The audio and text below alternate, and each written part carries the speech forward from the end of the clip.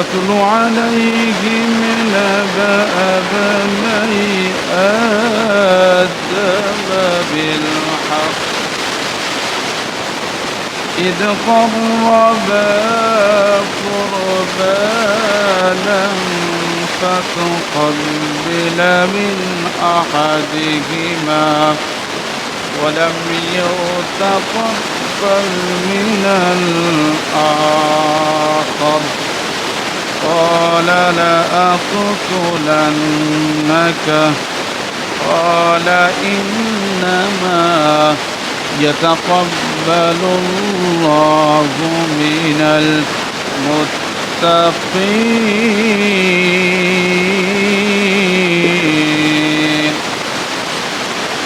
صدقت يا ربنا وقال رسول الله صلى الله عليه وسلم من وجد سعة لأن يوضح فلم يوضح فلا يحضر مصلانا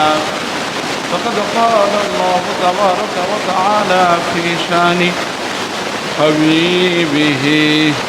إن الله وملائكته يصلون 1433 11 জিলকদ 1447 24 এপ্রিল 2026 পবিত্র শুক্রবার আল্লাহ সুবহানাহু ওয়া তাআলা দরবারে আমাদের লক্ষ কোটি অগণিত শুকর সুজুদ যে মহান আল্লাহ রব্বুল ইজ্জত প্রচণ্ড গরমের আবহাওয়ার মধ্যেও আমাদেরকে নেক হায়াতে তৈয়বা দারাজ করে সুস্থ দেহে সুস্থ শরীরে আল্লাহ পাকের ফরজ হুকুম সলাতুল জুমা আদায়ের জন্য আল্লাহর ঘরে আসা বসা পাশাপাশি মহিমান্বিত এই কালামে হাকিম থেকে আমার মতো ক্ষুদ্র মানুষকে কিছু বলা আপনাদের মতো মুমিন বান্দাদের শোনার তৌফিক দান করেছেন সেই মহান সৃষ্টিকর্তার দরবারে কালিমাত শুকর আদায় করি জবান খুলে সকলেই পড়ি আলহামদুলিল্লাহ লক্ষ কোটি দুরূদ ও সালাম